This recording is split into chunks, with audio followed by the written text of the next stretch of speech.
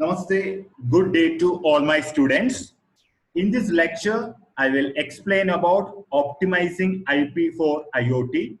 This is the third topic in module 3. Previously, I explained two topics. One is business case for IP and the next is need for optimization. In both the topics, we studied some of the algorithm which is regarding to IP as well as non-IP. In non-IP, we discussed about AppleTalk as well as IPX for communication. Here again, we are going back to IP for communication technology. Here, what is the first line it is saying is, Internet protocol is a successful protocol for making Internet of Things. If we are, why Internet of Things? We have two type of things majorly. One is constrained nodes and constrained network. What is constrained node? Low battery power devices and low processing power devices. That sometimes we will call as LLN. Low power loosey network. Why it is loosey? Due to the constraint. What is the constraint there? It is unreliable links are there between the two devices, right?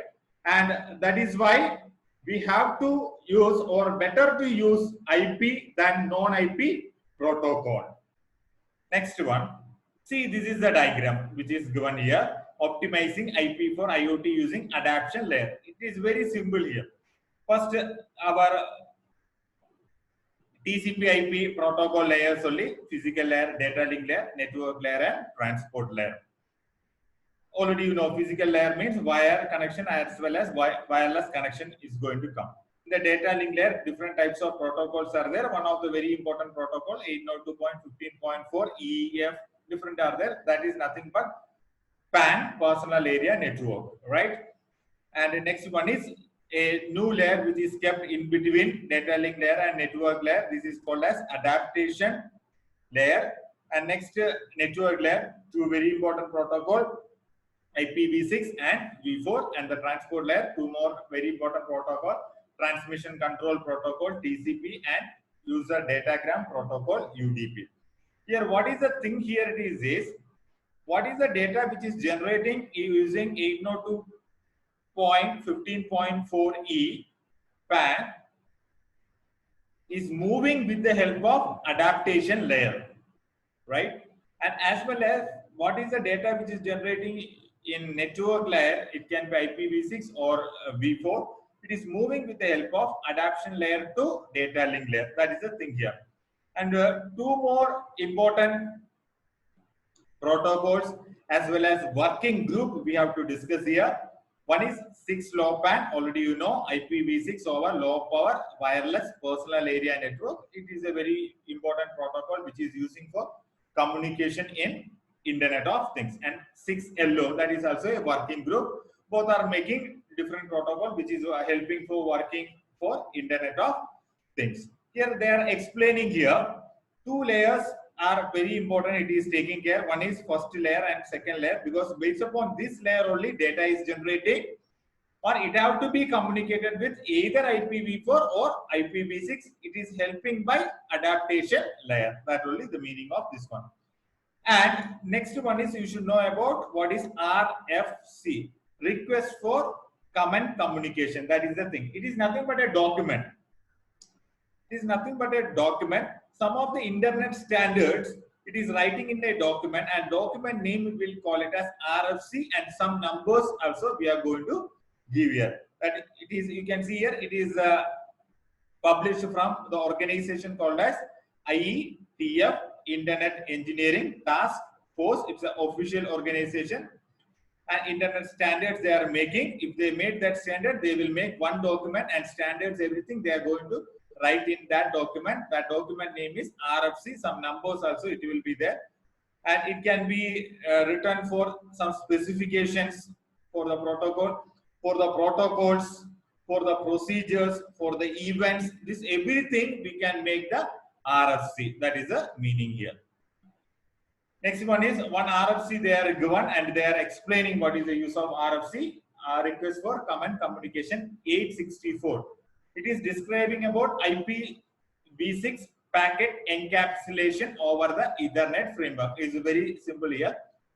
in the IPv6 packet, how it can make in the data link layer, because Ethernet frame means it is in the data link layer. In the data link layer, how a IP packet, because why it is I will show that particular diagram here, because the data is coming from network layer to data link layer. That data is coming from network layer to data link layer. While that data will come from network to data link layer, which way we can encapsulate, which way we can add it into the data link layer, because here the size of the data in data link layer it is different, size of the data in the network layer is different, that everything have to be handled from top to bottom once it is coming. That is why it is explaining like that. Based upon that rules and definitions, it is written in RFC 864. Next one is, this is for IPv4 packet is coming to the Ethernet, or IPv4 packet is coming from network layer to data link layer. And next one more RFC is there, RFC 2464. This is instead of IPv4 packet, IPv6 packet, it is coming from network layer to data link layer. What are the rules are there? It is mentioned in a document called it as 2464. I hope it's clear. Next one is this, all the optimization which is helping to move the packet from IPv4 packet or v6 packet, everything which is helping by the layer called as adaptation layer. Adaptation layer only which is helping for optimization. That is why we can use with the help of adaptation layer constraint nodes and network. And next one, the main example of the adaptation layer optimized for constraint nodes or things are the one under the 6LoWPAN working group and the successors. Because with the help of this adaptation layer, 6LoWPAN, it made so many protocols. That's why successor, so many protocols. It is came from the 6LoWPAN working group as well as 6LO working group. So many protocols are came. These all the protocols which is using this adaptation layer for communication. That is the meaning of this line. Initial focus of 6LoWPAN working group was to optimize the transmission of that is 6LoWPAN people. They are only, you can see here 6 it is showing here IPv6 only. They are more focused on IPv6 packet than the IPv4 packet. How can be communicated properly in a constrained network? Because one side it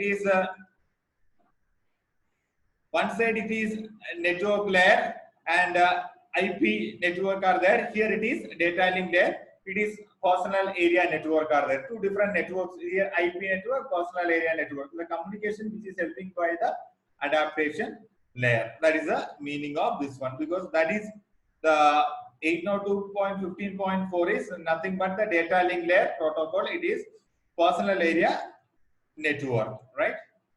Now you see there is a comparison diagram which is given. This is our TCP/IP, or it's very simple internet protocol stack, and this is the IoT protocol stack, right? With the help of 6LoWPAN. This is normal IP protocol stack. You can know that physical layer is there and it is connected with the wired LAN. That is why Ethernet physical layer, Ethernet MAC layer, right? Two layers, physical and data link layer. That's why it is showing MAC is data link layer. Next is network layer, IP key. And in the case of data transport layer, there are three protocols it is mentioning there. One is TCP, transmission control protocol. Next is UDP, user datagram protocol.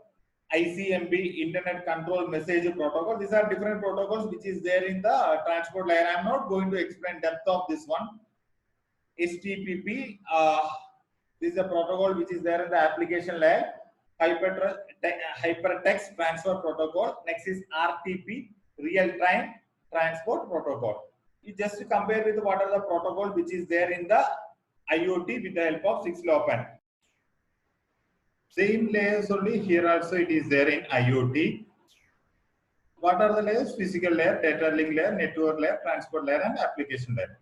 In the physical layer, we have a PAN, personal area network, that is IEEE 802.15.4. It's a physical layer as well as MAC layer we can keep. Next is a LoWPAN.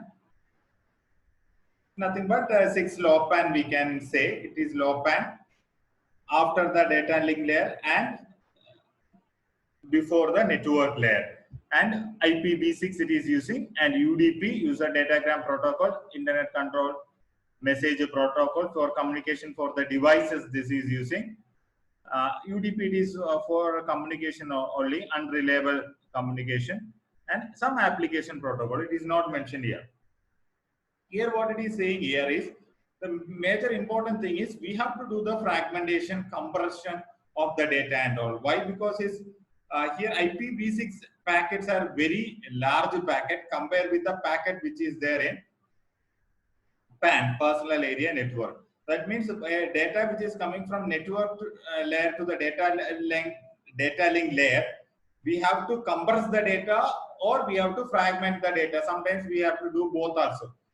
And all the details about that one, it is written in a RFC. It is called as 4994, and it is written by 6LoWPAN working group only. Working group means a set of companies which are working together to make a protocol which can be work in Internet of Things.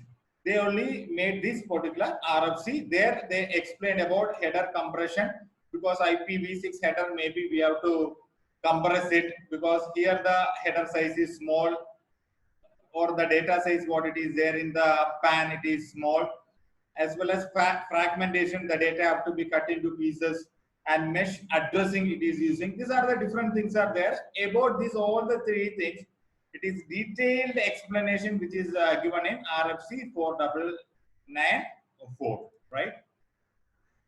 Next one, that what are the headers we discussed, that headers already showing here. This all the headers they kept in adaptation layer only. In the adaptation layer, this all the headers are there. Adaptation layer already we seen in the previous slide. What are the things? One is 802.15.4 header, because this is the data link layer header, right? That already we see here. This layer, data link layer header only, the first one. IPv6 header, network layer header compression is required for that one. This is the thing it is going to use. And IPv6 payload, it is a data part. Here again, the same thing. And fragmentation also is required for the header. That is why fragment header is there. And IPv6 header compression is required. Already we discussed that one. And the same IPv6 payload. What it is going to do here is, you see, these three things are same, right? These three things are same. Here in the next layer or in the next level, we added one more facility called as fragment header. You see here, all the four things are there here. One more extra thing it is added here is mesh addressing header. That is the thing here. First, this thing from this one, 3, we made 4. One more extra fragmentation header is required. That is how it is coming is based upon different protocols. If you are going to use, maybe from one protocol to other protocol while it is communicating, these are all the things we have to be do. Maybe compression or fragmentation. These are everything have to be do. And addressing it is using is mesh addressing. Next thing is, if we are using for communication IPv6, his header size, because header it is there, header IPv6 header is there, header size is 40 byte header it is using. And for communication with IP, we are using UDP protocol, then extra 8 bytes will go into add. It is 48 bytes. And how we can reduce maximum, that's UDP is 6 bytes. That means 40 plus 6, 46 will come. Maximum is 8 bytes. We can reduce this UDP to at a level of 6 bytes. Then only 46 will come. And this header compression, all the things it is, we explained for 6LoWPAN in the case of IPv6 only. We cannot able to compress the IPv4 because header, the size of the header compared with IPv6, v4 header size is very small. That's why 6LoWPAN, it is only concentrating on IPv6 compression of header, right? That already it is explained here. 6LoWPAN protocol, it won't support, it do not support IPv6, right? And it do not have a standardization for IPv4 adaptation layer. It only have IPv6 adaptation layer. And this 6LoWPAN, what is the advantage is, it will take the advantage of sharing the information, because different nodes are there for storing the data. That node information it is going to share. That particular value it is going to utilize by 6LoWPAN. And here you can see here, there are two diagrams it is given, that only it is explaining here. One is 6LoWPAN without header compression, that is this diagram. 6LoWPAN with header compression, right? What is the difference? We will see it here, all right? Here, if you are not doing the header compression, the payload, the data part is 53 bytes it is getting. Your data can be stored is 53 bytes. Here you can see here, frame check sequence already you know, for checking the error is happened or not in that frame. And UDP for communication, either we want TCP or UDP, some other also we can use with IP. For IP it is using 40 bytes, UDP it is using 8 bytes, and one extra header byte for 6LoWPAN, and header for the data link layer, it is nothing but 802.15.4. See here, what is the major thing here we have to focus is, what is the actual data, what you can send, it is very less here. Without header, it is only 53 bytes. With the header, if you are going, see the change. 108 bytes you can send. Because what is our ultimate aim? We have to communicate. We have to send our data. The data size is small, and these all the headers are there. What is the use for us? Our aim is to get more amount of data have to send. That means compression it is using here. You can get 108 bytes. Here only 53 bytes. Next thing you can see here. UDP 8 byte, it's compressed to 4 bytes only is there. Instead of 1 byte, extra 2 bytes it is given. There 6LoWPAN header, and it is compressed IPv6 header also can be stored here. That is why instead of 1 byte, 2 bytes they are using, and this is 802.15.4 header. The main important thing here is 108 bytes extra payload it is got than the 53 bytes, right? I hope it's clear. That only it is explaining here. Please go on through this slide. You will understand that only in the diagram I explained. See here, now we will discuss about why fragmentation is required in IPv6. Already we told we are not worried about the fragmentation in the case of IPv4. Already size of the data it is less here in IPv4. That is one of the thing, and most of the time we are more concentrating on more than IPv4. IPv6. If you are asking IPv4 won't support, it will support, because definitely it have to support, because long years we are using IPv4, and IPv6 also have to be supported, and we are more focused on IPv6 due to is what are the advantages we are going to get. And what is the size of IPv6 packet? Maximum transmission unit, maximum data how much we can transfer. It is with the help of IPv6 is 1280. It is there in the network layer. Network layer data have to come down into the data link layer, that already you know. If you are seeing any diagram, next diagram I will show you. Network layer only IPv6, the data have to come to the data link layer. Here the size is 1280. Here the size of the data is less. That only we have to see next. Okay. Here the size of the data in IEEE 802.15.4 is 127. There is no doubt. Network layer the data size is large, and the data link layer the data size is small. This is data link layer only. Definitely we have to fragment that particular data, right? That is why we have to, where we have to do the fragmentation, we have to do the fragmentation in the layer 2. It is nothing but the data link layer. For that one, there are 3 terms you should know. By doing the fragmentation, we are going to add these 3 terms, because we are dividing that particular data into pieces. Already you know. Each data we have to put the header address, source address, destination address, everything already you know that one. First one data it is going to put on each fragment. One is called as datagram size, datagram tag, and datagram offset. This datagram size, it is assigned only 1 byte. It will say the total size of unfragmented payload. For example, I want to send the total size of the data, it is 10 kilobytes, right? That one, it is going to store in a place called it as datagram size. 10 bytes I want to transfer. Maybe 10 bytes I am going to divide it into 5 pieces, each having 2 bytes. 5 into 2, 10. Right? That one I can do it. Before that, first of all, I should say that how many total bytes I have. That is 10 bytes. That value it is going to store in datagram size. Datagram tag, set of fragments. How many fragments are there? I already told each fragment size is 10 bytes, means each fragment size is 2. Total number of fragment it is 5. 5 into 2 it's 10. That 5 have to store it here in the datagram tag. I hope it's clear. That is called a set of fragment. We are dividing the payload. Next one is datagram offset. How many fragments I have? 5 fragments. Now, I have 5 fragments. First fragment it is received in the destination. Second fragment is going to receive later. After second fragment, third will come. Next 4 will come. That one I should notice it. For that one only, datagram offset field. How far in the payload a particular fragment occur. That is, first fragment came, I should know.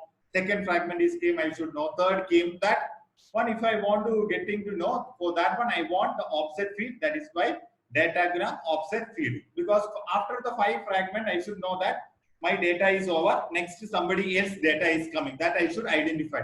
For this one only, datagram offset field it is using. And next, header, fragmentation header. For 6LoWPAN diagram is there that we will see here. See here, this is a fragmentation diagram. Already I explained datagram size, what is the use that you have to write. And this is a fragment header. It is given as 1 byte. And this is the header for the data link layer, PAN. And 1 byte header is for datagram offset. These all the things datagram tag also. I explained and how many bytes it is assigned you have to write. And every time frame check sequence. For checking any error is there or not. Next one is the topic what we discuss after this compression of down is mesh addressing. Using the mesh addressing only, it is forwarding the packets. Addressing technique, mesh addressing, it is forwarding the packet, and packet can be sent for multiple hop. This is one device and this is another device. Just to think one example, and this is another device. One hop is that device is sending data to here. From here to here, it is one hop. From here to here, it is other hop. Like that, multiple hop, more than one hop can be do with the help of mesh addressing. Next is hop limit. How many hop can be moved? That I will explain. Already you know, source address and destination address are there in the field of mesh addressing. What is hop limit? Now I want to send a data to this device. This is one device thing. This is another one. This is another one. Then what I will do is hop limit, I will make it as 2, right? While I am sending from this is the source and this is the destination. Hop limit is 2, I told. Once it is coming to the next device, hop limit, it will reduce to 1. Next, once it is coming here, again hop limit will reduce to 1. Here it is 1, it is reduced, 2 to 1, it is 1. From here, again 1, it is reduced to 0. That means this should be the destination. If I am making as hop limit as a 1, I want to reach the data here. Once the data will move from this device to this device, once it is receiving to this device, it will reduce to 1 to 0. Then I cannot able to send the data to the next device because 0k means I should discard that particular data. That's the meaning of hop limit. I think you got it.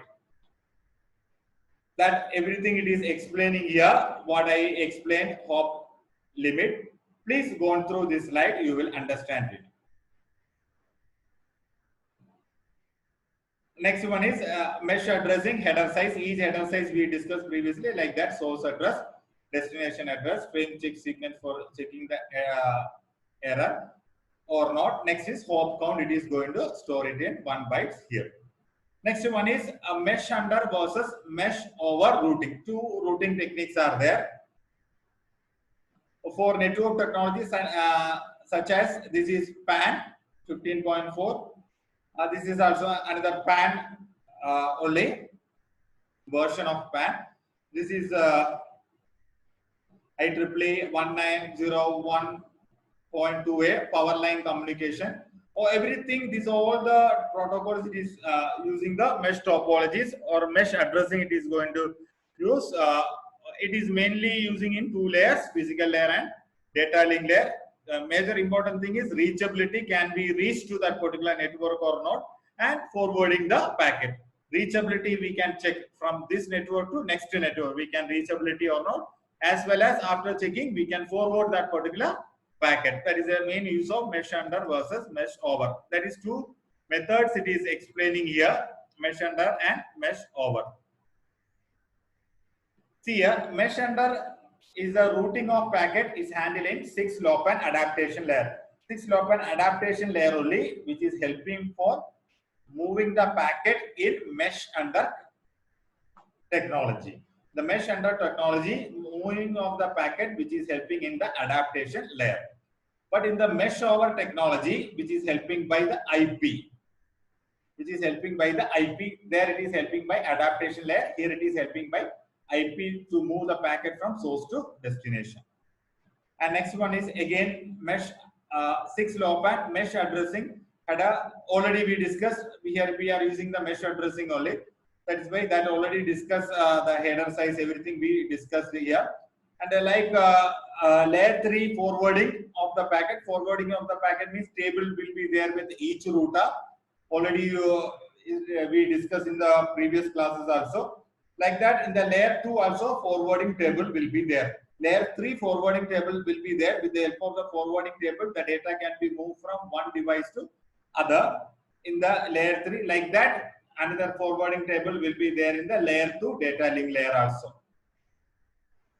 Okay. And in the edge gateway device already you know that so many sensors we have, we can collect the data to the gateway. In that gateway device, we can put the layer 2 protocols also, we can add it here, and any IP routing mechanism also, that is IP means layer 3 as well as layer 2 protocol, we can put it on the gateway. That is the meaning of this one. Mesh over or root over scenario, which is using the IP. There we are using the layer 3 routing protocol. Already mesh over is told is using the IP routing protocol can be used. A full functioning node, a device or a computer act as a IP router. So each link layer hop is a IP hop, right? That means one device to other device which is supporting the IP, full IP device. That means full IP stack is there. Then we can call that from this device to this device it is moving, it is a hop. That's the meaning there. LoWPAN has been implemented using different link layer technologies. It is a LoWPAN which is implemented using different data link technologies. A mesh over routing setup is useful. One of the technique is mesh over. It is very useful for useful in IoT environment.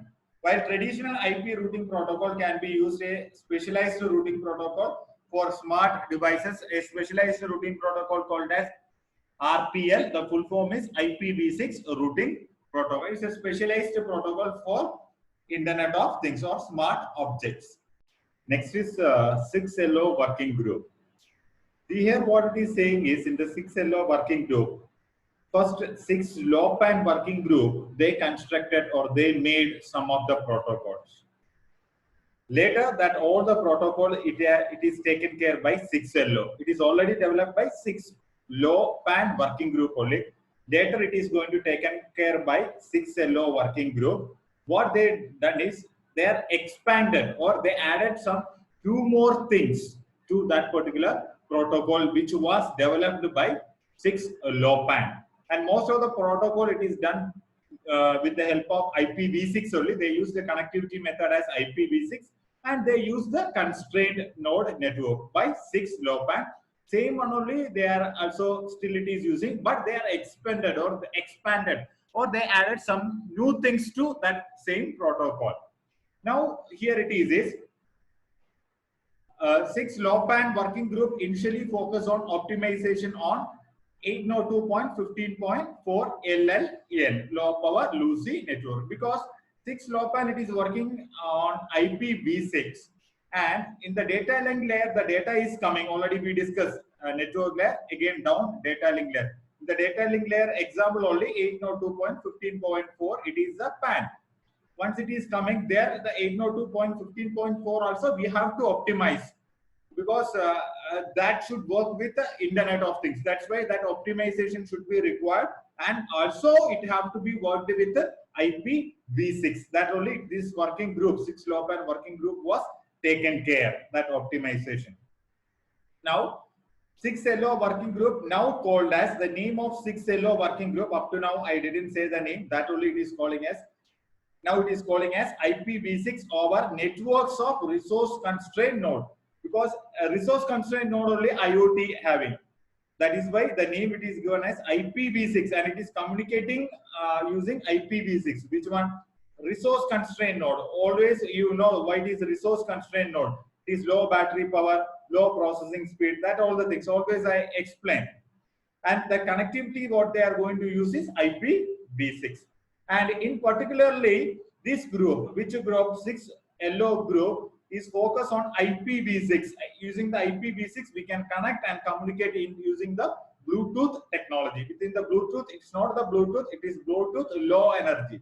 Why it is low energy? There also we have to think about the constrained devices. That's why low energy. Low energy only have to be consumed for processing. There it is going to use with the help of IPv6. And next one. This transmission of next one is again IPv6 only. Everything they decided based upon IPv6. IPv6 with the help of near field communication. Previously IPv6 with the help of Bluetooth communication, they done some research. Now it is IPv6 with the near field. Near field means two devices are very near and it can able to communicate. And with the help of 802.11 AH. What is 802.11? It is wired LAN.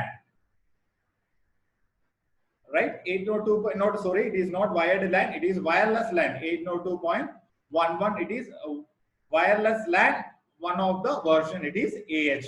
That what it is explaining here is, there are also IPv6 packet only used, and there is near field communication technique. What is near field communication? Two devices which is near, it can be communicated. Near field, another one is our ATM card chips are there. That all are near field communication chips only. With the help of that one, over which network, the network that time which is saying as 802.11 AH. It is nothing but the wireless LAN.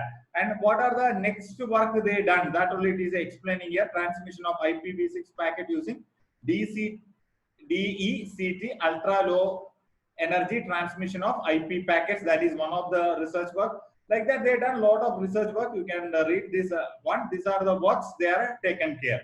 Next one is information and data models used as MIB models. MIB is the managed object. One of the thing is managed object. How to manage that object in the low power wireless area network in 6LoWPAN. They explained all the things about the managed object in 6LoWPAN in a document called it as RFC 7388. Right? It is very simple. Manage object which is working using 6LoWPAN, which is explained in a document called as 7318. Next is optimization that are applicable to more than one adaptation layer specification. Here you can see here 6LoWPAN GHC, generic header compression for IPv6 over low power wireless personal area network. In low power, in 6LoWPAN, they are explained about, or they are done the optimization for IPv6 compression, because maybe in 6LoWPAN we have to use the IPv6 compression is required to communicate. There, that one they are explained that details how to do the compression, what are the method it is used, everything it is explained in a document called it as RFC. What is full form of RFC? Request for common communication 7400. You can see the number it is going to change here, 7388 7400. That means each RFC will explain about something. Based upon that one, it will change the number, right? Information and maintenance publication needed for the IETF, Internet Engineering Task Force specification in this area. This all the publications, these RFC publications are taken care by, very simple, is IETF organization. Next question, explain the 6 TISCH architecture. Explain the 4 schedule management mechanism under it. These are all the questions I am expecting. That's why I written here. They can ask questions in any way. The concept here, it is very simple. It is 6 TISCH. It is, what is the full form? IPv6 over time slotted channel hopping. It is a wireless network only for communication. Very simply it is using. And the publication of IEEE 802.15.4 PAN physical and data link layer only it is using. It is using again communicating with the help of personal area network only. Mainly they use the 802.15.E. This is one of the version of PAN, right? Now, what is the technology which is using for communication in 6 TISCH? This time slotted channel hopping. I will explain that one. And they are explaining about the medium access control. It is the medium it is explaining. And they got the idea from wireless HART and ISA 100.11a. From there only this idea took it. This medium access control, everything I will explain in the next slide. Because here the concept here is we have to access the medium with the help of time division multiple access. That is a concept here in 6 TISCH. Very simple here. Every people, 10 people are there, every people we will give the time. In that particular time, we are going to allocate the bandwidth for communication. In that particular time only they have to communicate. If I am assigning one time to one student at 10 o'clock, they have to communicate, or I can communicate with them at 10 o'clock. After 10:05, I can't communicate. That time is going to give to some other people. It is like that, times division multiple access. The name itself, it is saying here, in that medium or medium who can access. Why? So many people are there to access that medium. In that one, every people we cannot able to give the chance. If every people is going to use the channel at same time, the data is going to mix up. That particular problem is going to happen here. This working group, what is this working group? This 6 TISCH is a working group like every other working group. It's a group of organizations. They are work together and they are making this type of protocol. The working group works on the architecture, information model, minimum 6 TISCH configuration, leveraging and enhancing work done by 6LoWPAN working group. This is also same thing like 6LO. What 6LoWPAN working group is done, that particular work they are going to take in and they are doing the modification. And role working group and core working group. And next two working group it will come under here is role working group and core working group. Here the role working group, what is their main aim is layer 3 routing. They are not focusing on layer 1, layer 2 or any other layer. This role working group, they are only focusing on the layer 3. It's nothing but the network layer routing in constrained network. They are going to take care. They are focused on one layer only. This whole working group people. Clear?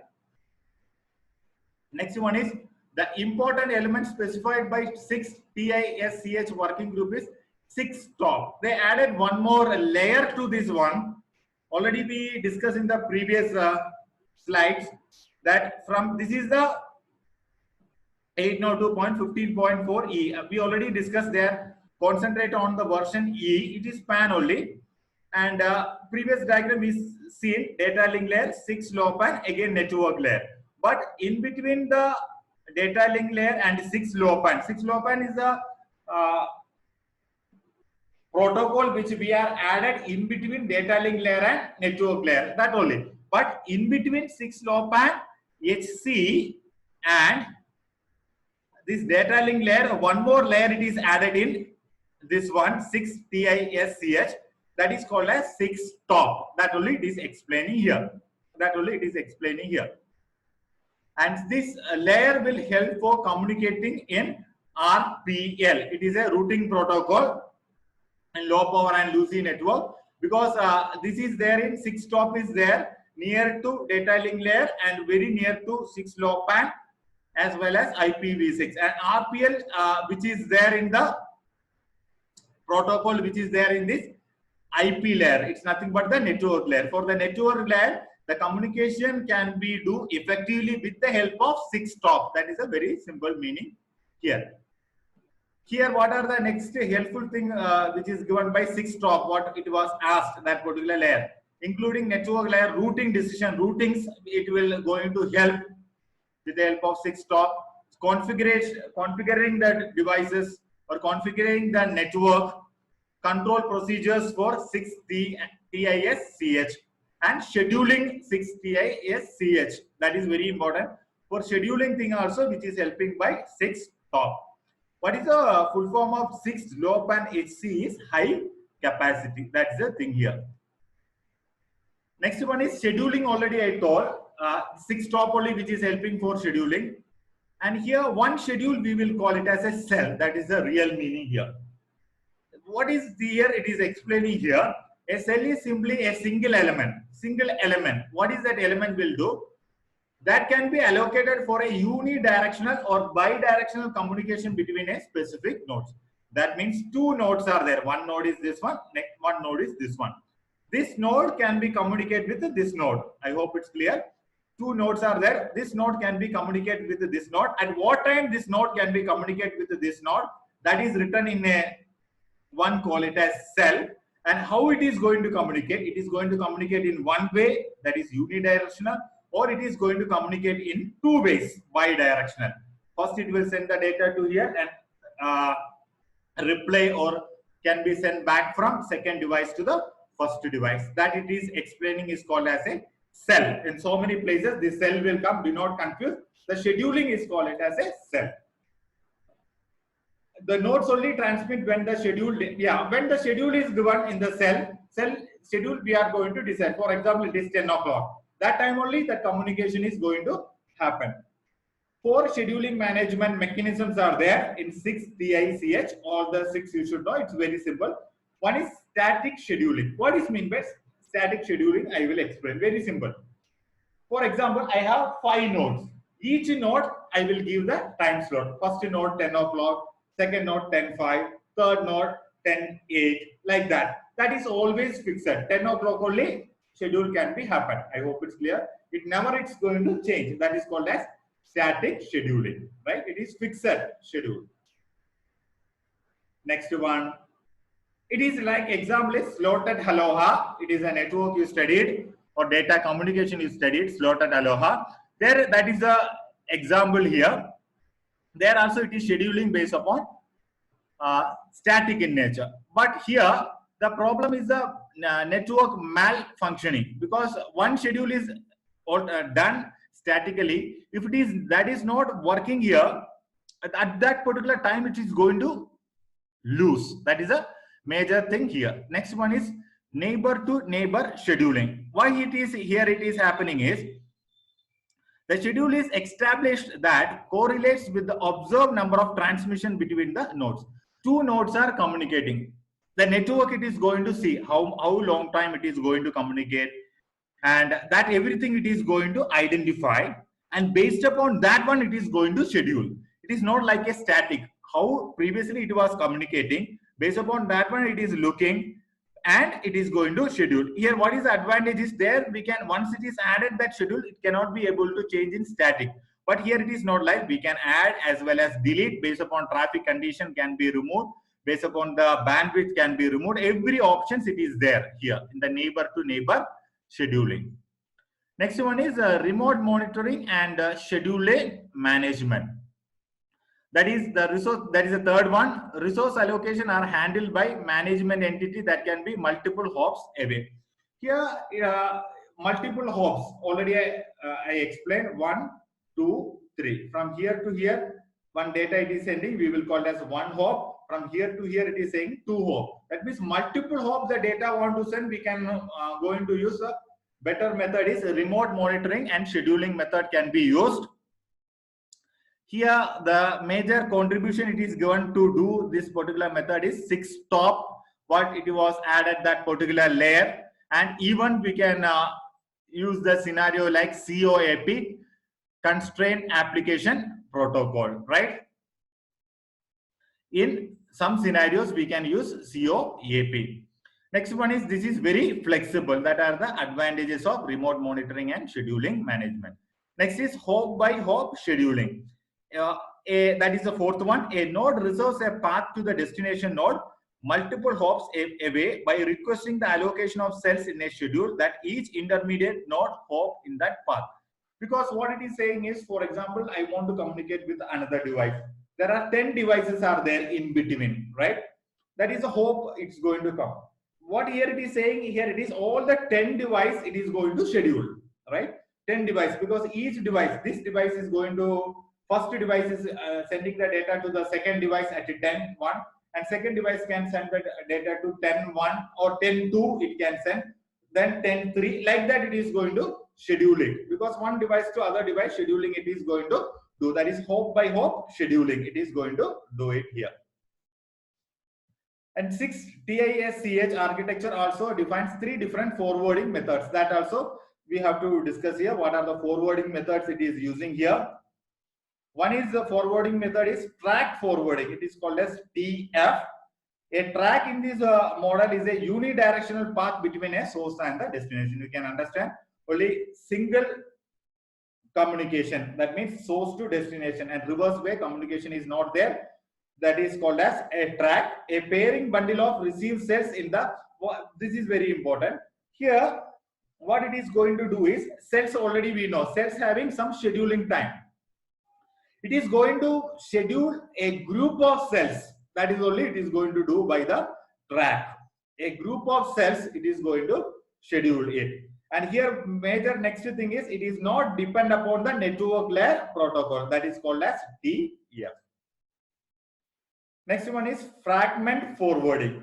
This model takes the advantage of 6-low-band fragmentation to build a layer 2. Here it is thinking about the layer 2. Normally we will discuss about layer 3 forwarding technique. It is a network layer. Here it is layer 2 forwarding techniques. We are discussing about the data link layer forwarding, because that is layer 2. There is a forwarding table is there. Based upon the table, we can send the data from one device to other. Here, next thing is IPv6 packet can get fragmented. Already there is no doubt. Why? Because it's, after the IP we are using the data link layer. There we are normally using 802.15.4 band, because the MTU size, maximum transmission unit in IPv6 is 1280, but in 802.15.4 it is 127 only. That's why definitely we have to go for fragmentation of the data.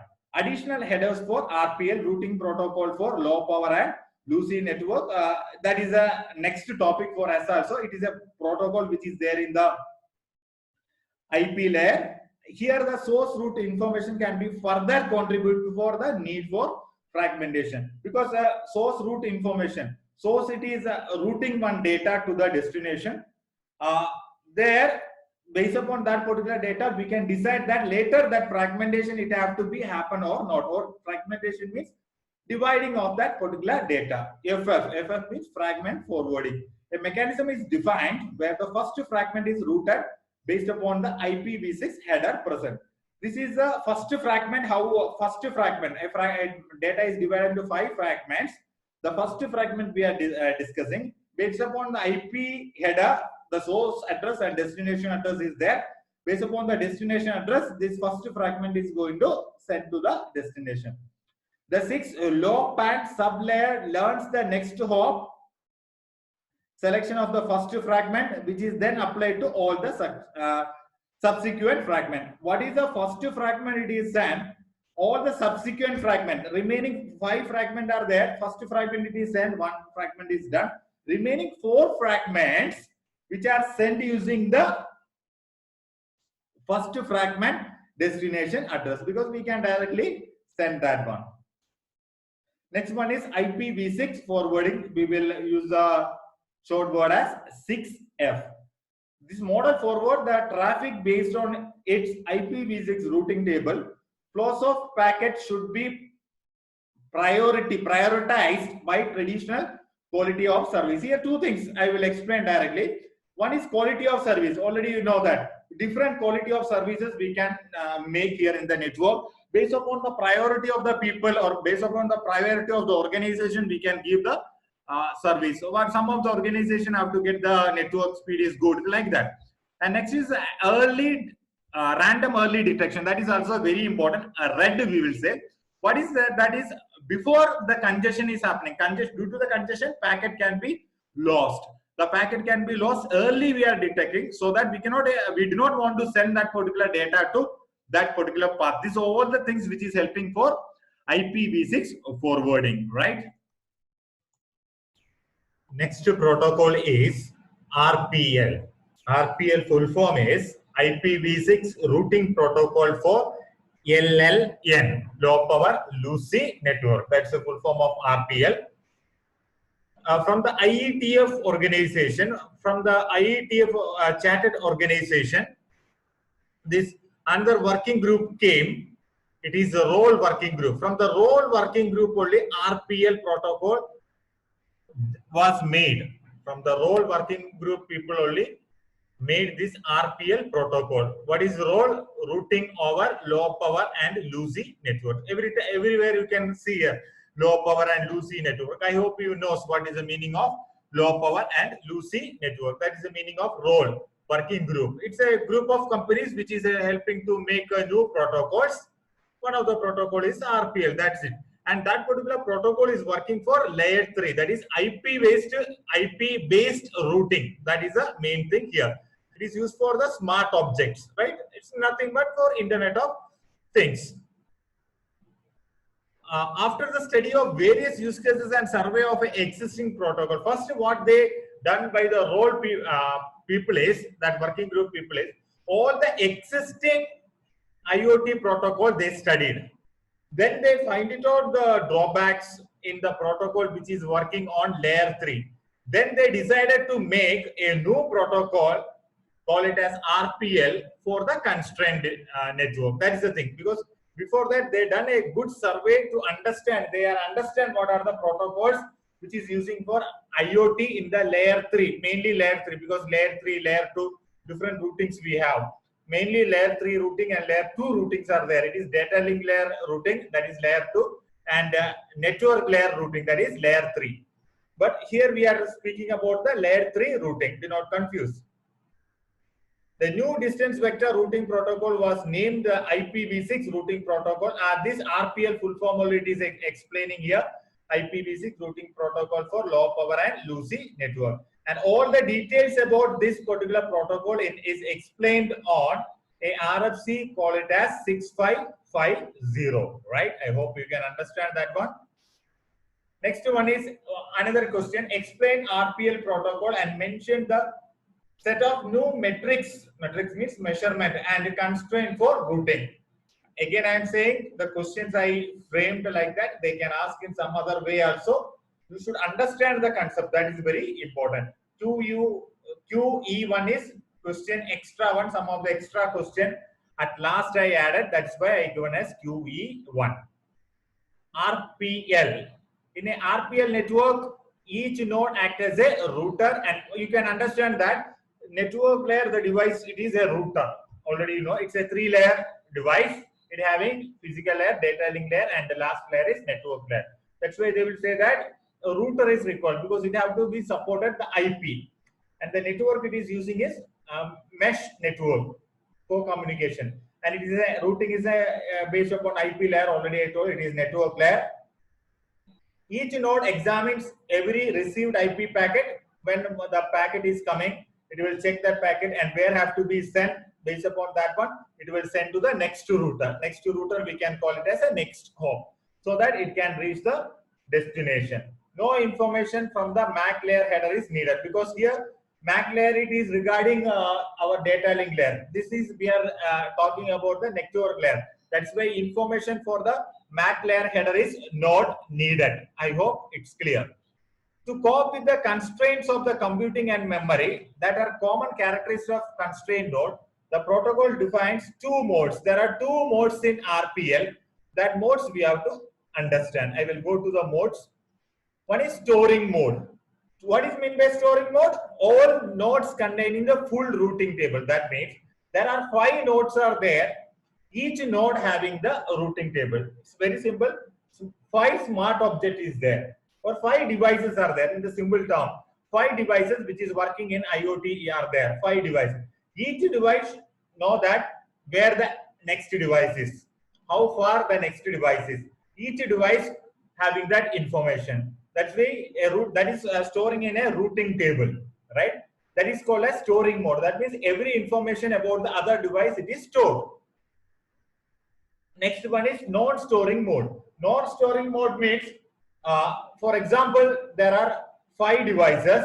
I will draw here something like this. I will draw some 1, 2, 3, 4 devices are there. Here,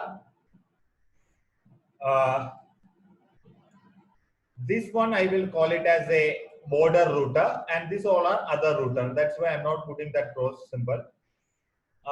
This is a one network. See here, I'm explaining about non-storage mode. This is one network. Just to think that these all are the devices, total 4 devices, and this device I will call it as a border gateway or router. From here onwards, some other network is there. I will put one device here. And from there onwards, that is another network, right? From here onwards, it is going to the other network like this. What here it will do is non-storing mode means this device only having the information about all the devices, where the next device is, what are the devices, how many devices are there, what is the distance from border gateway. How it will happen is, if this device want to communicate with this device, this one want to communicate with this one, that means it will directly send to the border gateway. And the responsibility of the border gateway is to send the data to here. But in the previous case, it is not like that. In the case of storing mode, every device having the information about other node. That means this device having the neighbor, it will send to here. This device should know that this is the destination. Like that, it will send. But here, this doesn't know about who is this.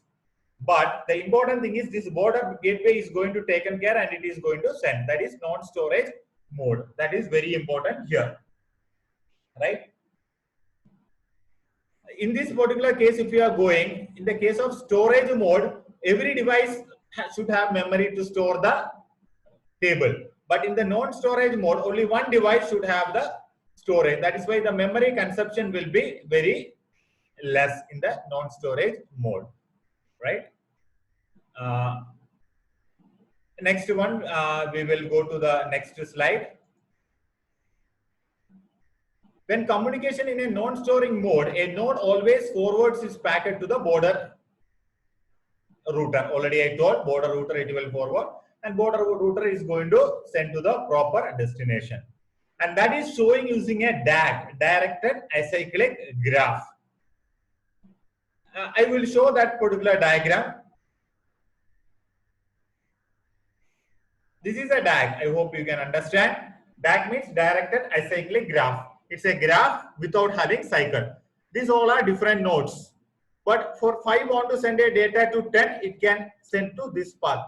This is the way it will store in the routing table so that it will understand where the devices are. But in the case of non-storage mode, just to think that this is a border router. This router having all the information about other router. Somebody is sending from here to this router. Unfortunately, the arrow mark is come to here. I can take it as these are the border router. Sorry, not 2. 3 is the border router. Somebody is sending the data to 3. The responsibility of the 3 have to send the data to the perfect destination. For destination, it is 2 minutes. It will send to 2. Right? That is the thing here. It is explaining. One more concept it is there. It is called as DODAG. DODAG means destination oriented directed acyclic graph. That means in the DODAG there is only one destination. In this DAG, there are so many destinations. I can say that this may be one of the destination, this may be one of the destination. But in the do DAG, if you are saying, you can see that there is only one destination. I will show you the diagram. This is a do DAG and this is a DAG, because it is not one destination. There are three destinations here. But do DAG, if you are saying this is a do DAG, there is only one destination, right? That is the main thing here. One node can store maximum 3 parent information. That only it is explaining here, right? One node can store maximum 3 parent. Here do not have 3 parent, only 2 parent. This node and this node information have to store, right? And this one we will call it as a root, right? And the data is moving through upwards. That is everything it is explaining here. Now we will go to the next slide. Here there are two types of messages are there that you should know. One is DIO, the full form is DAG information object. With the help of DAG information object, that message, each node will discover the path. That means DAG information object will send from, message will send from here to here and here to here. Like that information object it is going to send. It's a form of message. Like that each node will know about who is the neighbor. This node will know about this is a neighbor because it will send a DIO message to this one. And this one will send a DIO message to this one. So that the neighbor is going to understanding with the help of a message is called as DAG information object, DIO message. It will send upwards because the graph is moving upwards already you see. That is the thing here. What is destination? Next one is DAO, destination advertisement object. What is the meaning of the, that one is, for example, this path, everything it is fine with the help of DIO. And this node can be die at any time because we are using the constraint node. That's why this node should inform to this one that I am still it is here. I don't have any problem. Maybe I can send the data to here. Like that, this particular node have to inform that information to this one because that is not finding that particular path. Path is fine with the help of DIO. With the help of DAO, that only we are discussed there. With the help of DAO, it will say that I am still alive here. There is no problem. That is the meaning of DAO. That is DAO reachability, and it will check that I can reach to that particular node or not. Right? I can reach to this particular node or not. That is why it will send some messages. It's a form of messages. Both DIO as well as DAO. Both are uses different, right? Descendants means it is going to send the data to its child node, not the parent node, to the child node. That is the meaning of DAO. Now, DAO route can be a border router. I hope it's clear. Because already we discussed what is the use of a border router. The route can be a border router. Why? From this route only it is connected to the next network. If the information is coming to the route, somebody is sending the information to the route, it will know where exactly other devices are, right? That only it is explaining here. Route uses the information to then determine the source route needed to delivering the IPv6 datagram. Datagram, you can think that is a packet or a data. It is there in the transport layer. That's why it is using the word as datagram, right? Downwards in the mesh. Downwards means down it is going to send. With the help of DAO, already I told, we can track the routes as well as we can track the devices.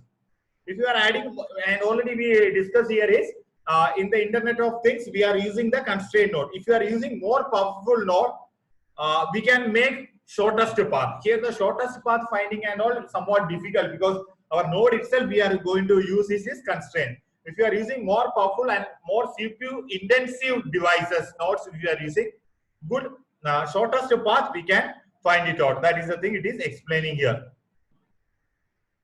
The last sentence, the node can make their own routing decisions. Each node can make their own routing decision. They can find it out the neighbor and it can find out the path in non-storing mode. In the non-storing mode, because what is the meaning here? It is whenever I want to send the data, I will find it out the path, I will send the data. After that, I am not going to store that particular path at all. That is non-storage mode. That is the meaning of non-storage mode. Storage mode means I will store it out. So later if I want to send once again to that particular path, I can use. That is the meaning of that one, right? Next one, you can see this particular one, that is the DAO, DIO message.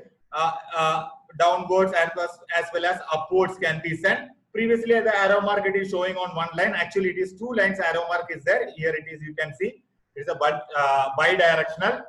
This is a border gateway or a root node. You can see here.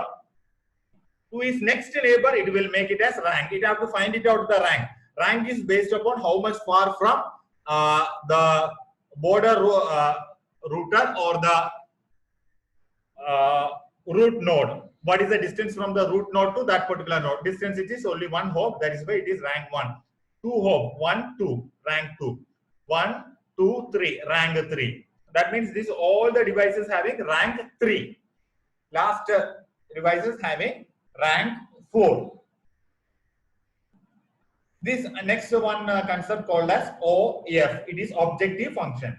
The objective function OF defines how metrics are used to select the roots and establish a node rank. How to find it out the root with the help of OF can be do, and also making the root rank finding also it is going to do by OF. And everything regarding OF it is written in a document called it as two document it is explaining. One is RFC 6552 and 6719. Right, this is the RFC. It is there, right? Next one. Next one is I will read. For example, node implement a OF based upon RFC. That is OF only. Another RFC it is explaining. That RFC you can see the number it is different than the previous one because the function what it is going to do it will be different. It is based upon the OF only. It is minimum expected number of transmission. Here, what is this RFC it is saying is based upon OF it is developed, but number of minimum expected number of transmission advertise the METX among their parents in DIO message. That means minimum expected number of transmission. Number of transmissions case it should be less, or we can think that in the case of retransmission of data it will got problem. That is why it is a form of OF only, but they are more concentrating on minimum expected number of transmission. Number of transmission should be minimum. Based upon that one, they done some protocol, and its entire details it is written in RFC 6719 document. Next, we are again explaining about the rank. Already I explained the rank.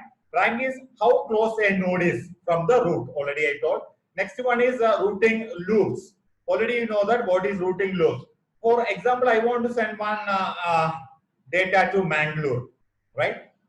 From Puttur, I want to send one data to Mangalore. What is going to happen? Data first it will go to Mani. From Mani it will go to BC Road. Just to think, from BC Road, maybe it will go to Mudamidre. From Mudamidre, maybe again it will come back to again BC Road. Again it will go to Mudamidre. Again it will go back to BC Road. Like that, the loop will happen. If the routing table is not perfect, maybe the loop will happen, but it won't go to Mangalore. But Mangalore is a very near road, but still the loop is going to happen. Some of the problem we will call it as counting to infinity. Maybe the what is counting to infinity problem is maybe previously the links are there from one source to one destination. Maybe in between one link is lost, but the sender is thinking that that link is there. It is going to send the data. The data is going to somewhere infinity. Infinity means it is going to some far place. But again, the source is going to send that particular data. That is one form of counting to infinity. And even though the data is not going to reach, that's why it is saying that counting to infinity problem, right? And major important thing is the thing here it is that path is not perfect. That is the main thing here. Node can only increase their rank when receiving a DIO message when a larger version number, because the path may be changed at any time. Based upon the DIO number, it can change that particular path. Always while coming, it have to find out a low cost route. Do not take a long route. It have to take a low cost route. While the rank and the routing metrics are closely related, there is no meaning, there is no words to explain, because already you can understand this rank and routing, because based upon the route only rank is generating how far from the root node, right? The rank differs from the routing metrics. Already I told, based upon the routing metrics only rank is generating. If the routing metrics or route is changing, rank is going to change. Next one we will discuss about RPL headers. There are some headers because it have to store the source address, destination address. So many things have to be stored, and that's why RPL protocol should have some headers. The specific network layer headers are defined for datagram being forwarded with RPL domain. One of the header is standardized in RFC 6553. That means one header which is using for RPL, and it is explained about that header in the document, call it as RFC 6553. Routine protocol for low power and loosey network, that is RPL, option for carrying the RPL message in the data link datagram and discuss in RFC.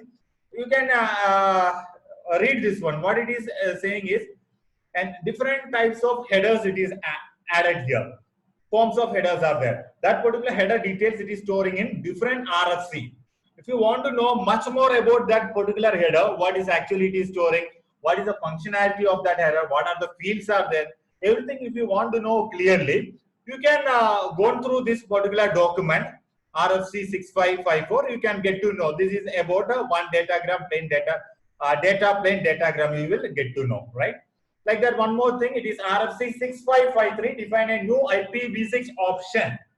A new option which is added in the header of RPL header, that is details about that, everything it is defined in RFC 6553. In the next slide, somewhat it is explaining also. RPL option it is carried in, and where it is explaining that option, it is IPv6 hop by hop header. This purpose of the header is to loop detection. That means one header it is added, it is based upon IPv6 only, that is called as one field it is added, it is IPv6 hop by hop.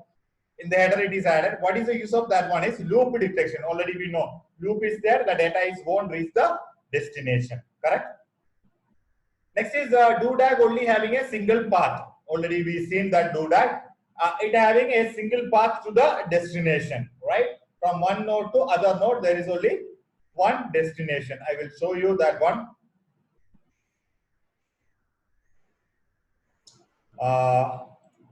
Yeah, this is a DODAG. This is a multiple path are there. This is a DODAG. If you want to go here, only one path, or you can go with this particular path also, right? What here it is saying is not that particular path it is saying. See here there is only one path. But can we go back? No. That is the thing it is explaining here.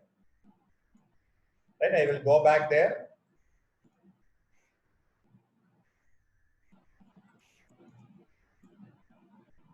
Track this, everything we done.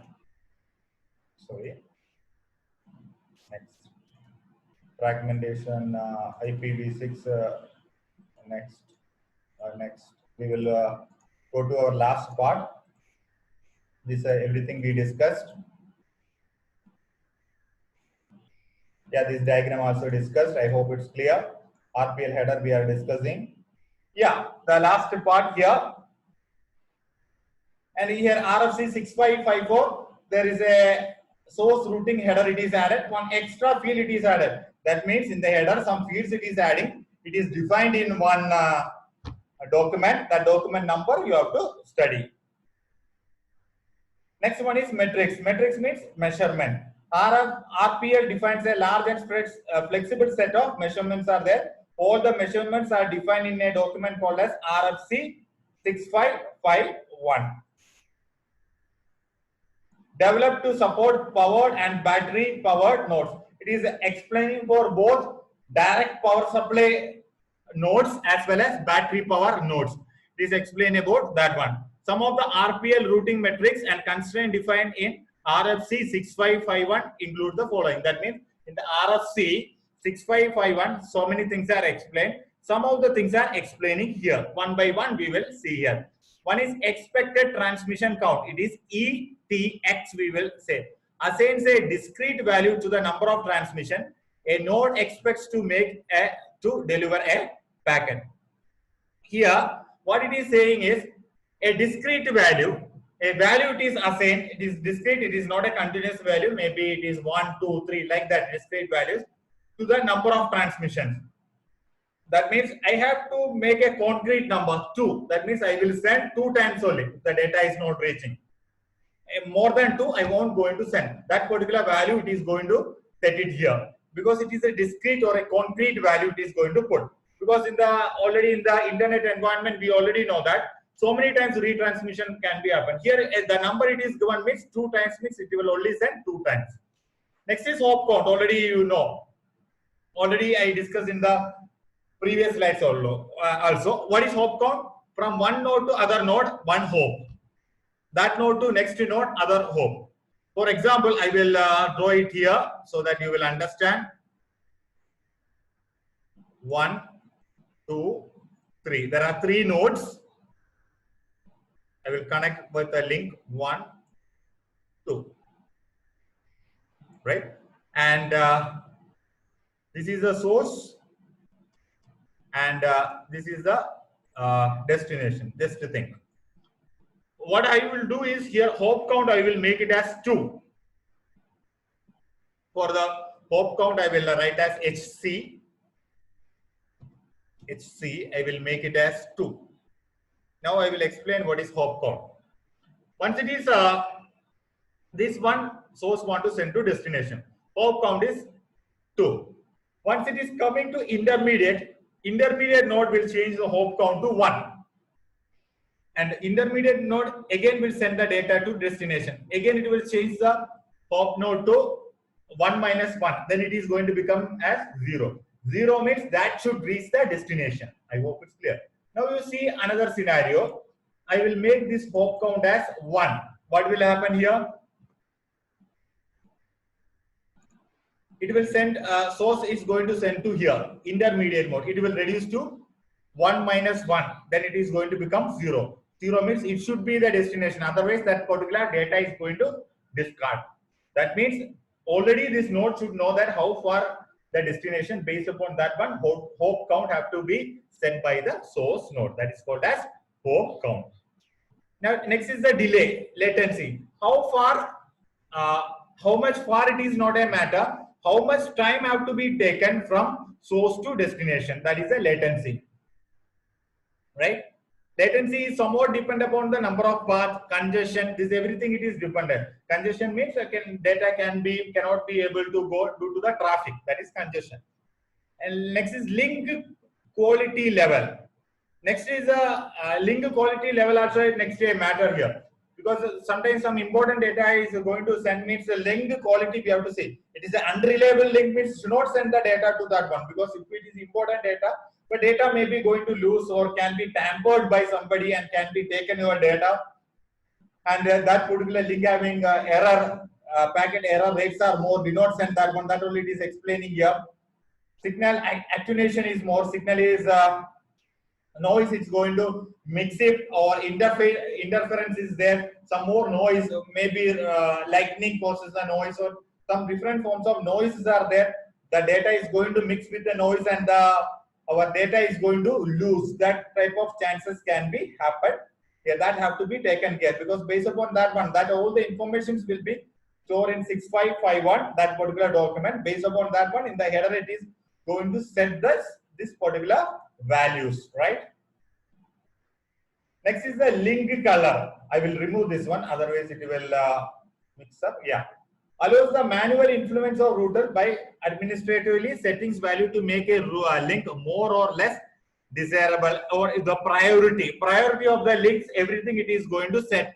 That is called as link color, because priorities of the link also is very important, because a high priority user, a good link, if you are going to give the link which is between the devices, the data can be moved very fastly. Maybe otherwise congestion is going to happen, right? This value can be either statically or dynamically can be adjusted. Statically means once the link value it is fixed, it is fixed.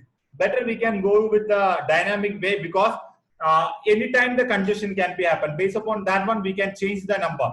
For example, 1 means less number of congestion, 2 means more congestion. Like that, we can set it. in that particular link. It will be better. Next is the node state and attributes. Identify the nodes that function as a traffic aggregators. And the nodes, traffic aggregators, because everything it is coming to the node. Maybe the node is going to combine the data, it is going to send. That everything it is aggregation, it is going to send. Maybe it is not going to send every data at a time.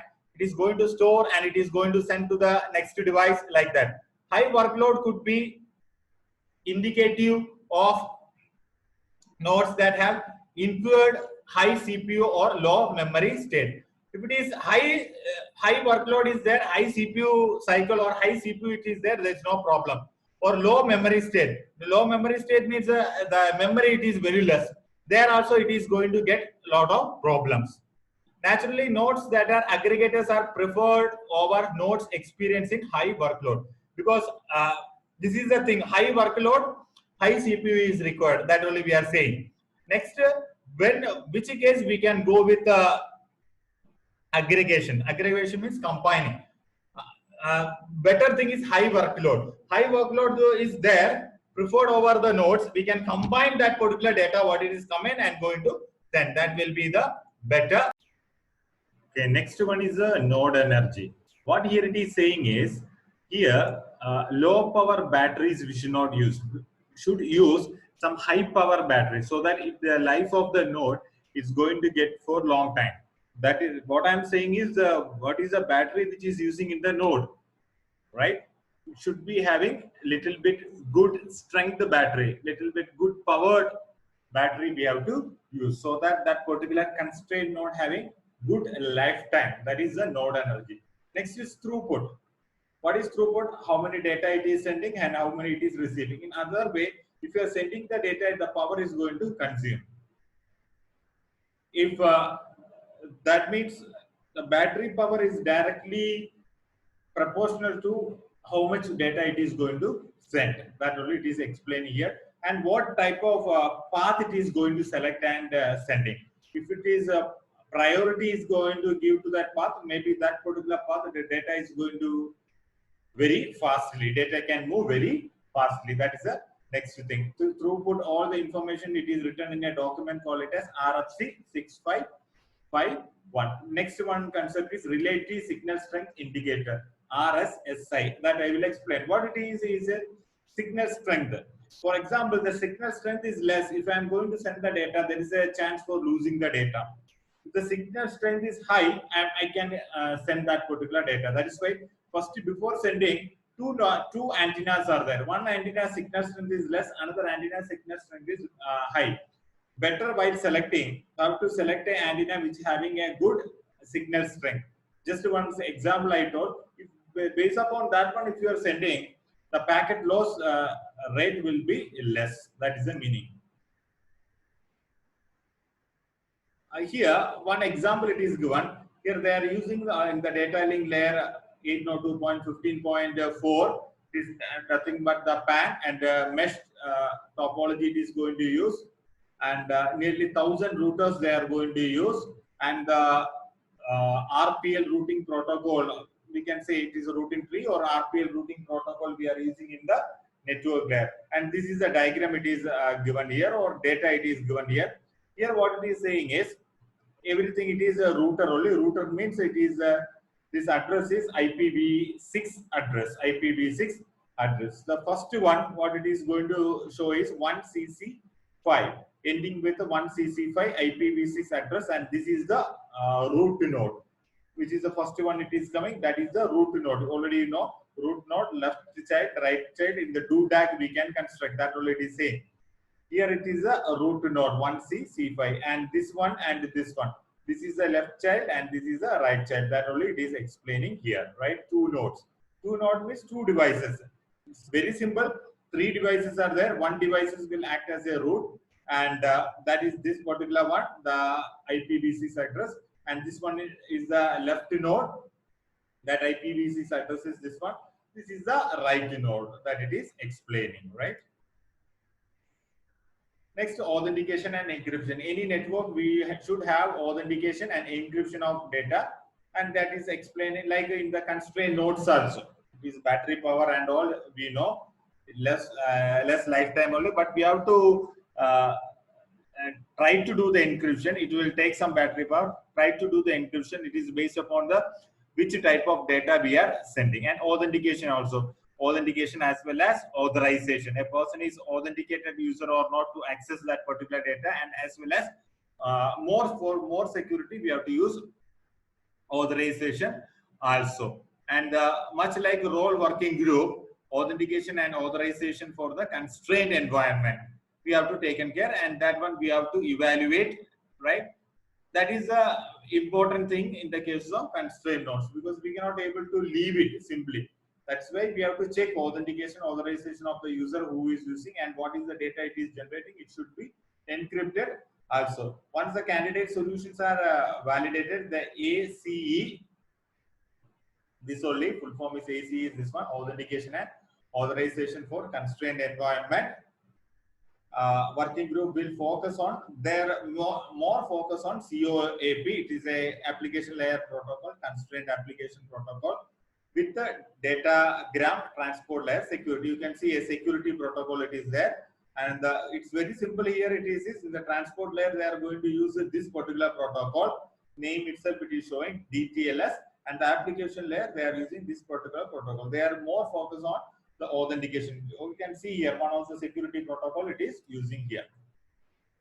Next one is ACE working group may investigate other security protocol. Which are the other security? HTTPS is there, or HTTP only is saying HTTPS also is the TLS, transport layer security. These all the security protocols also can we do some modification, or they are more focus on that particular protocols, because which of the protocol is related to security. You can see all the protocols there only they are focused. ACE working group, right? Next one is another one, DICE, DTLS in constrained environment. Here the main focus of for them is constrained node and IP stack. That means IP have to use for the communication. Next one example it is given.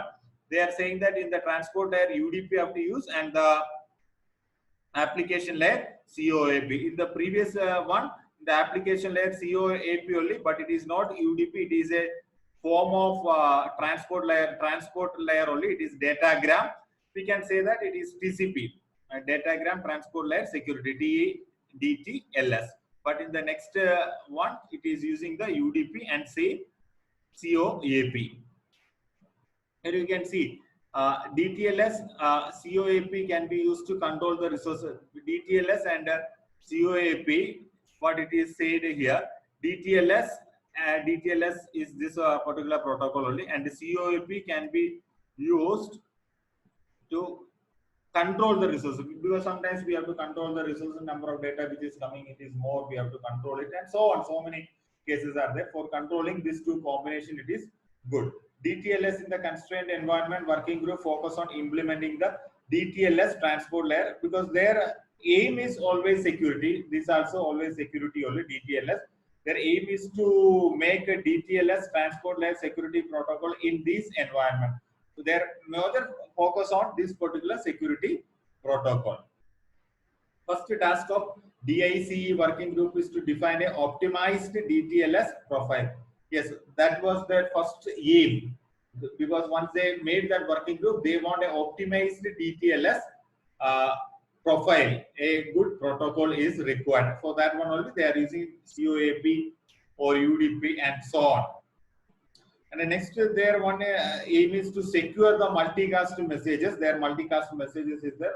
It's nothing but the group message have to be secure, as well as DTLS handshaking is all there already. You know, TCP handshaking before sending the data, sender and receiver is going to make a agreement that is called as handshaking. That type of things have to be optimized. Already it is there. That have to do some modification, have to make more better. That is their aim of this particular DICE.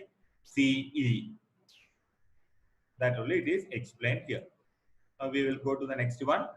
This is the fourth topic in the module 3. This is a very small topic. That's why I will explain this topic also. Once I explain this particular topic, first chapter, all the 4 topics I'm going to finish. This is the fourth topic. Profiles profiles and compliances. Here what it is saying already given, some of the standard organizations are there. They will give the standards to make the devices plus protocols like IETF. That is some of the organizations we have to discuss, and what is their role, which one they have given the standardization. Based upon that standardization only, different people can make the protocol. It's nothing but the software as well as hardware items. That only.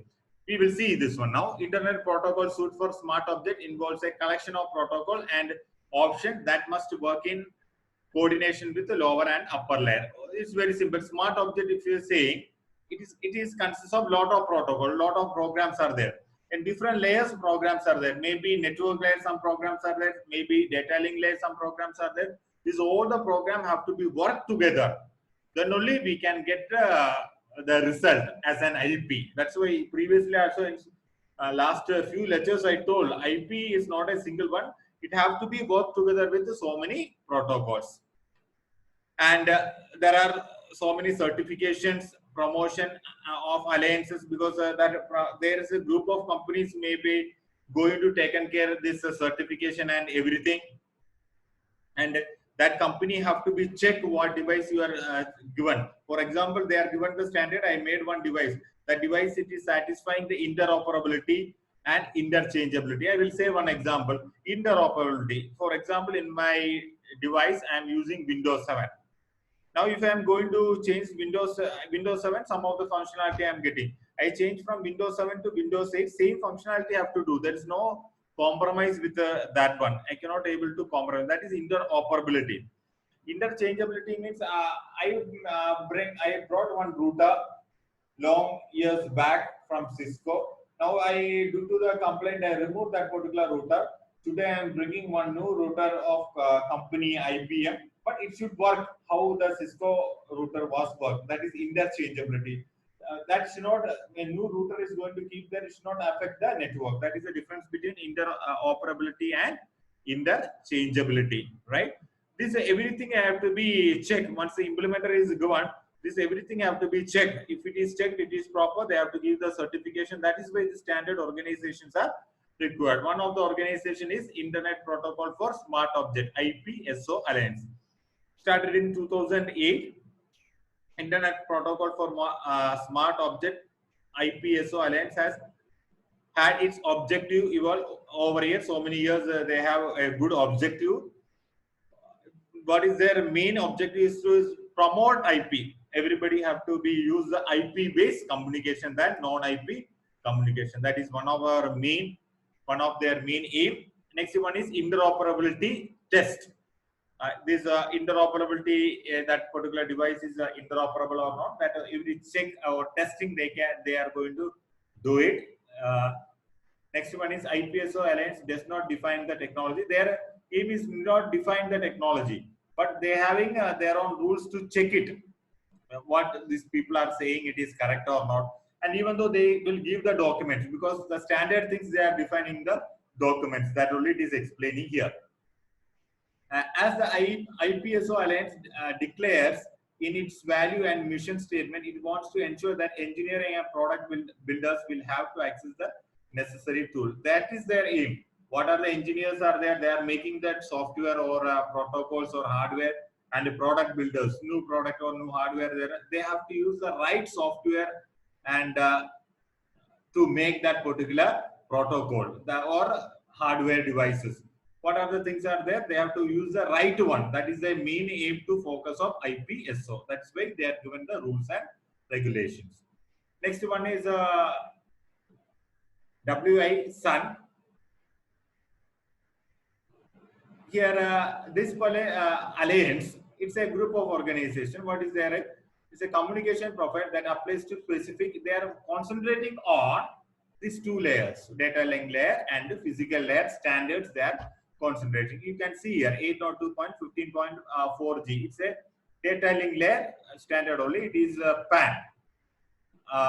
And it support for multi-service and secure IPv6 communication with the application running. While running that application, it have to be secure, that IPv6.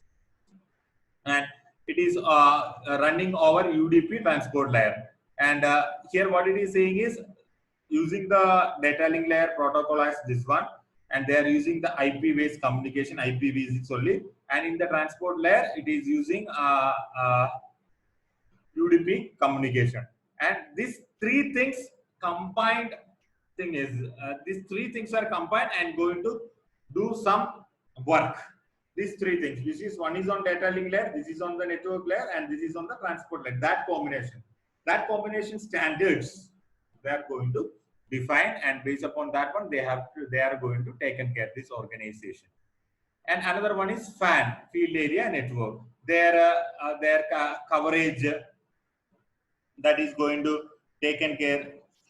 And resilient means once it is problem is happening, it have to be recover, that is resilient, secure or not this particular FAN network, cost effective or not, everybody can use or not, cost effective, this everything have to be taken care by the Wi-Fi, not Wi-Fi, WI SUN. Next is the thread, that is also a group of organization that is their aim is to more than 250 devices are connected, and all the devices are all low power wireless mesh network. That means more than 250 devices are connected. That how it is going to work, and it is low power devices, it is working fine or not. That all the things of checking they can do by the thread group of companies, right? Next is IPv6 ready logo. Again, it's a forum or it's a group of companies only. Again, they are also promoting the IPv6 only. In previous one more company was there. IPv6 ready logo also. Its name itself it is showing IPv6 they are promoting, and it's related some standards. That's why IPv6 implement has become widely available, and the need for interoperability. And they will say why it is interoperability is required, and certification leads to the creation of IPv6 ready law program. Ready law programs are given, and they are given the certification also for that particular program. Mainly their focusing is interoperability. Next one is IPv6 the ready logo program as established, and interoperability testing program, because these interoperability testing programs are conducted for the people, so that the people confidence of using IPv6 is going to increase. That is the aim of that one. And last one, certifications has have industry-wide recognition. If they are getting their certification from the industry-wide recognition is there, and many products are already certified. This type of things. For example, if I done one product and which is working for IPv6, I can give it to them. They will check it and they are going to give the certification. And it is having the worldwide acceptance. It's going to get. This is the end of the fourth one. Profiles and standards, organizations,